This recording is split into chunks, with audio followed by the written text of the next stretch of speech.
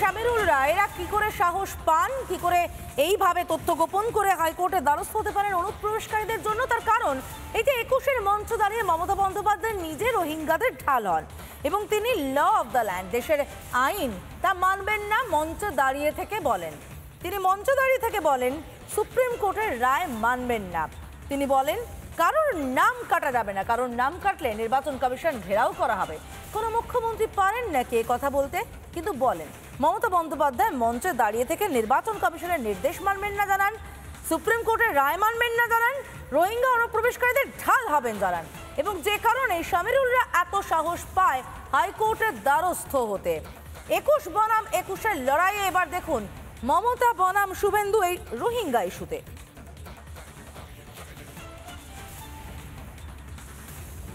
আমি এখনো জানি না বাংলাদেশে কত লোককে ফেরত পাঠিয়েছে। বিজেপির একজন নেতা বলছেন এখানে নাকি ১৭ লক্ষ রোহিঙ্গা আছেন। আমি জিজ্ঞেস করছি তাদের নাম নাকি ভোটার লিস্ট থেকে বাদ দিতে হবে। আমি জিজ্ঞেস করছি সারা পৃথিবীতে রোহিঙ্গাদের সংখ্যা কত? স্টাডি করে বলবেন তো। ইউনাইটেড নেশনস লাস্ট জানিয়েছিল ১০ লক্ষ সারা পৃথিবীতে, এখন বড় জোর বেড়ে ওটা ১৩-১৪ হতে পারে। তো আপনি ১৭ লক্ষ রোহিঙ্গা পেলেন কোথায়? আর তারা তো মায়ানমারের লোক, সবাই রোহিঙ্গা। এখানে ভারতীয় মুসলিমরা আছেন, আপনাদের কোনো চিন্তা নেই। মাহফুজা খাতুন আলিদা আছে, এরাও রাষ্ট্রবাদী মুসলিম, আমরা আপনাদের সাথে আছি। কিন্তু রোহিঙ্গা মুসলমান, বাংলাদেশি মুসলমান একটাকেও ভোটার তালিকায় থাকতে দেব না, দেব না, দেব না। কি করে জিতেছেন ২৪-এ? উত্তরবঙ্গে পারেননি।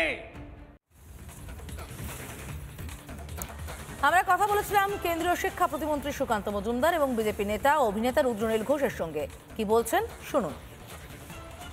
২১শে জুলাইয়ের সভা থেকে মমতা বন্দ্যোপাধ্যায় যে বক্তব্যগুলো রেখেছেন, এই বক্তব্যগুলো পুরোটাই হচ্ছে ভুলে ভরা।